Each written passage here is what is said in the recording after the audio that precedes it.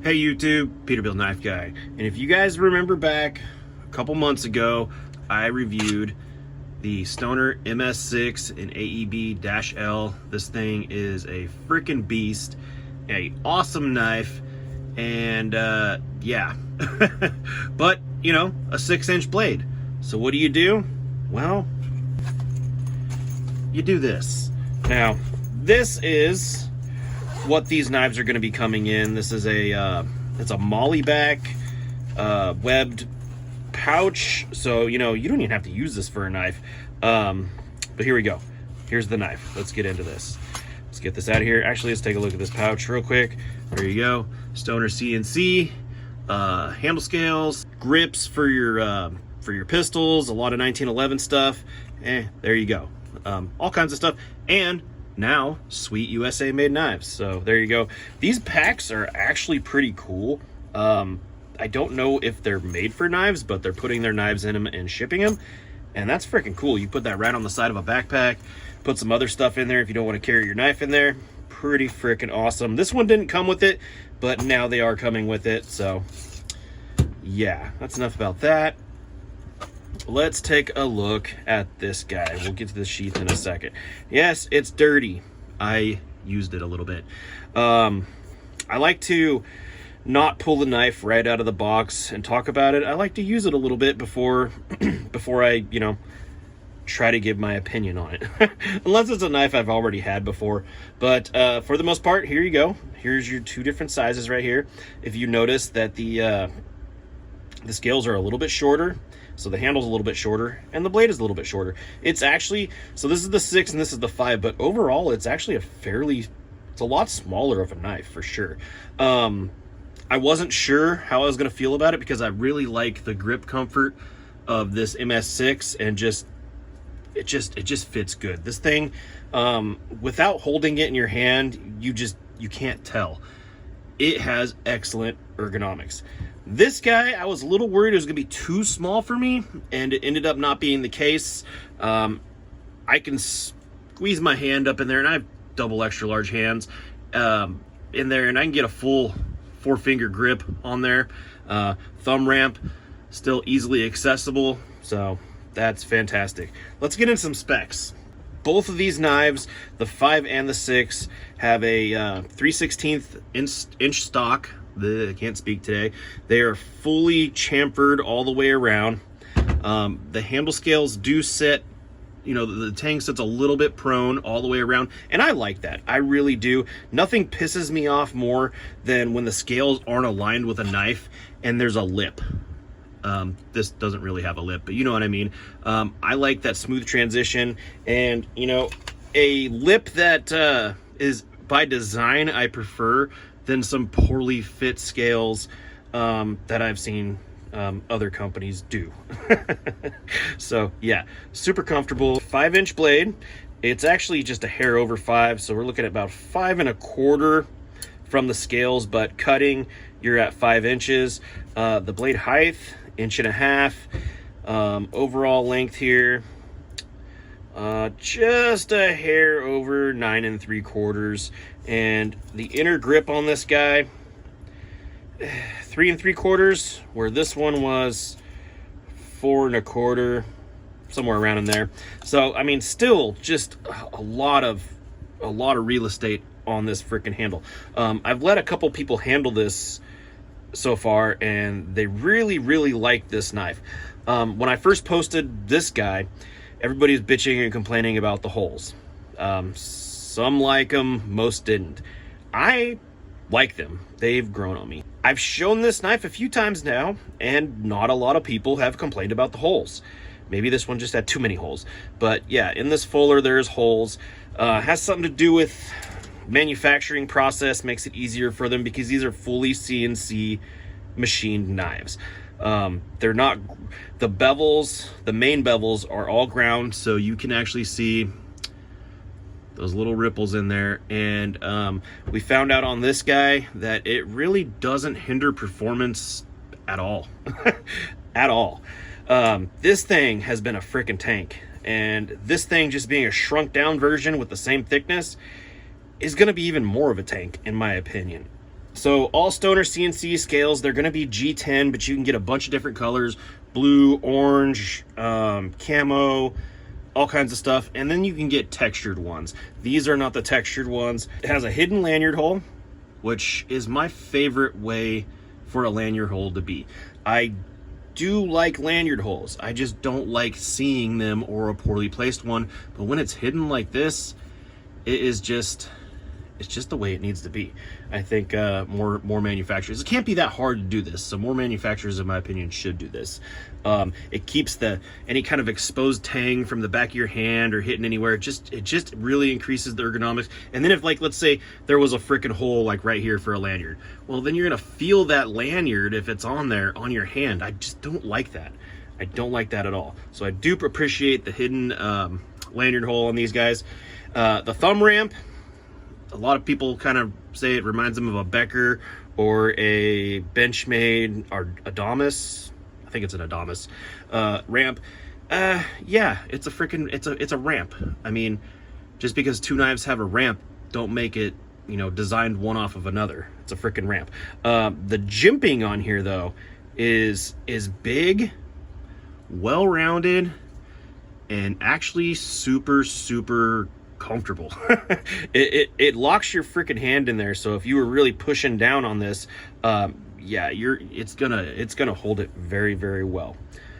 I freaking like these knives. I really do. I don't love everything I get on the channel. Both these knives are gonna be in the Peterbilt Knife Guy Hall of Fame. They're just fantastic knives. Let's talk about the sheath here. So what you get on this, guys, you get a nice Kydex sheath with a great click, and it's super nice. I mean, they're very little wobble, but yeah, super nice. And it has this adjustment loop on here to where you can slide that up, lock it down, and then your knife is not going anywhere, and that's cool. I like it. This is the second version of this. The first one, they got it a little off. This one is way better. It does not come with a belt clip. This is a belt clip off an SE. I spoke to the owner of the company. He's going to look into getting backers, like SE backers or something similar for these knives. What do you guys think? Do you guys like that backer on there? I don't know. I do.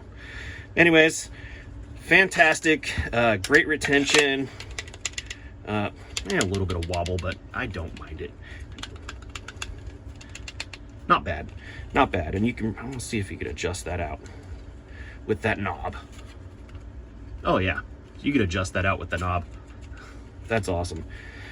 Anyways, let's go get some damn use on this guy. Black G10 handles, I forgot to say that on this one. I like the murdered out version. I like the black on black. I think it looks fantastic. What else I gotta say? Price point. We're gonna get to that at the end of the video. Let's get some hard use on this guy. Well, first off, and I didn't really get into this yet, the AEB-l is 61 to 62 HRC cryo heat treated. This thing came with a somewhat wonky edge, and I did reprofile it, so I'm really not going to be like talking about the sharpness. It did come sharp. Stoner CNC is still working on, I mean, this is the second knife they produced, but they're getting it right. Scab ended up getting one of these, and he said his edge was fine. So I spoke to the owner about it. It is what it is. Elephant in the room, blah blah blah blah blah. But how's it slice? Let's this is a piece of leather, because this is a defensive blade, in my opinion. This is like a defensive soldier blade. Could it be used in the woods? Yes. I don't think it was really designed for that, but I definitely know it's tough enough. But let's see how she slices leather. I'm a little gun shy because I don't want to get my finger, because this thing is screaming sharp. But leather, no problem. What video would it be if we didn't slice up some tire? So let's chunk out some of this tire. Yeah. I don't know, I just like cutting tire. If you haven't cut apart a tire yet, I don't know what you're freaking missing. You don't know what you're missing. Oh yeah. Just taking chunks. And I'm just scared that that is gonna be a piece of my finger. You know, there's a lot, I handle a lot of knives, but some worry me a little bit more than others, especially when it comes to sharpness, and I personally sharpen this one, so yeah, it scares me. And speaking of slicing, this is a toe strap that I'm running out of freaking toe strap. I mean, I have some, keep forgetting to bring it with me, but it just blows right through this stuff. And this is like a crunchy toe strap. Doesn't even want to bend, but it just, I couldn't hold on to it, but eats it up. And like I said, it's a defensive knife, but let's take this wood's pretty soft, but it gives me a good idea of how well it bites in. And just pressing real hard, my camera's in the right spot, to do these push cuts. Let me know if there's any hot spots, anything that's uncomfortable. Let's try it with the jimping. Yeah, no freaking hot spots. Super comfortable. Pretty damn slicey for what it is. Should this be your batoning knife?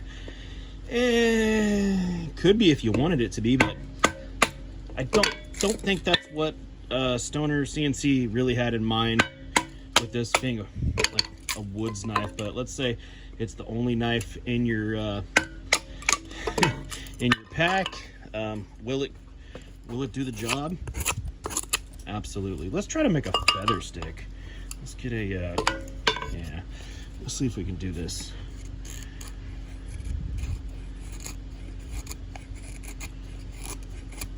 Now, of course, I'm gonna suck because I'm not doing this supported, but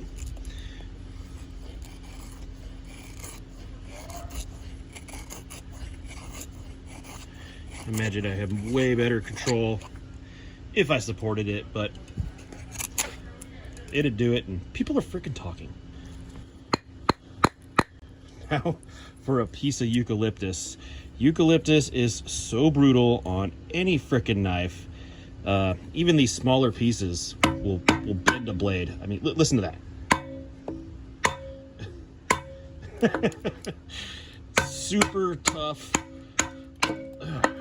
Hard. Listen, see that?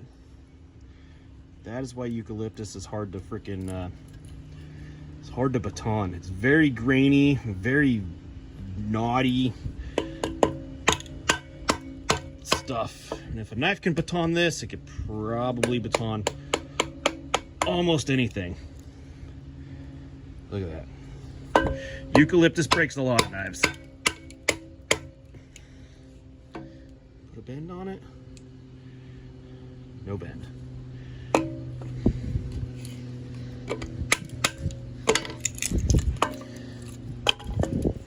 Let's go through this knot.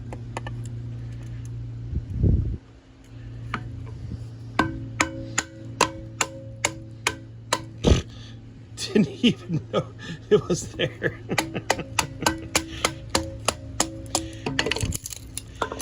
Yeah, this is a I could see this as like a soldier's defensive knife, camp knife if you had to, even though that's really not what it's designed for. Do I think it could fit the roll? 100%. One thing I don't think it's going to do well, just by its size and weight, is chop, but let's just try to chop on the edge of this 2x4 and ignore these people talking in the background.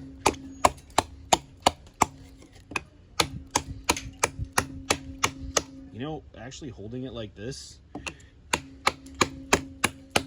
doing pretty well. Yeah, you gotta do some light chopping. Oh, 100%, and it didn't want to slip out of my hand at all. That's fantastic. All right, here's some old meat that I found in my freezer from last year, and it just looks funky and freezer burnt.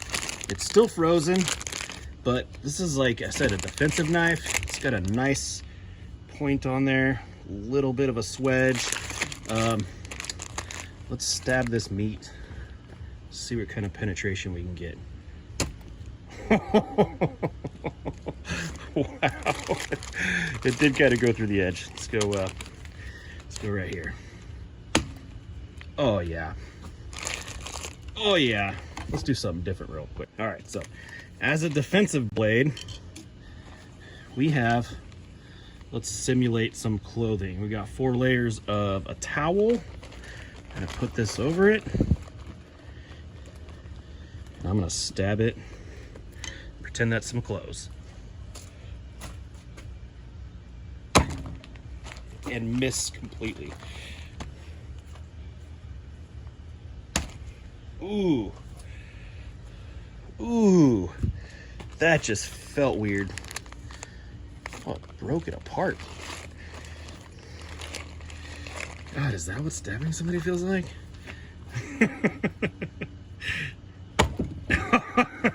I'm leaving that in. Yeah, if you're gonna, I'm not a stabber.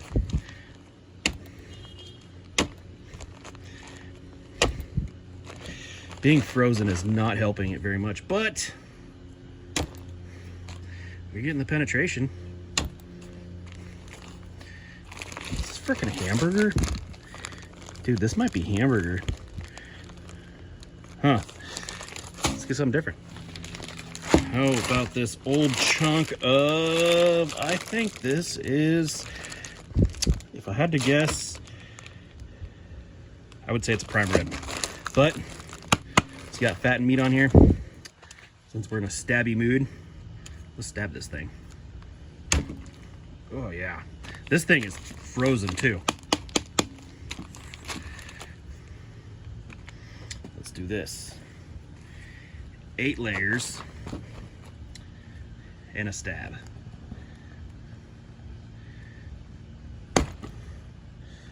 Alright, let's see here. Plenty of penetration. And imagine if this wasn't frozen. Yeah. Awesome. All right. I know you guys want to see the frickin' nail test. I did not want this to become a standard ass thing with me. It's just one of those things that happened. Now, like I said, I did reprofile this knife. It's got about a 20 degree, but it's a convex. There's a convex in there, and there is a nick in here right there. It's because I hit it up against the damn vise. I was adjusting the camera, but so that is right about there, right below and behind that first hole. So let's do it behind the second hole. See what happens. We did nail test the Stoner MS5, and it passed with flying colors. So might as well do this one too.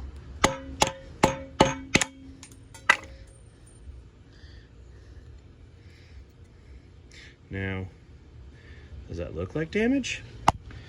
That is not damage. That is a piece of frickin' nail. Let me set that right there. Go get a piece of paper. All right, so let's see here.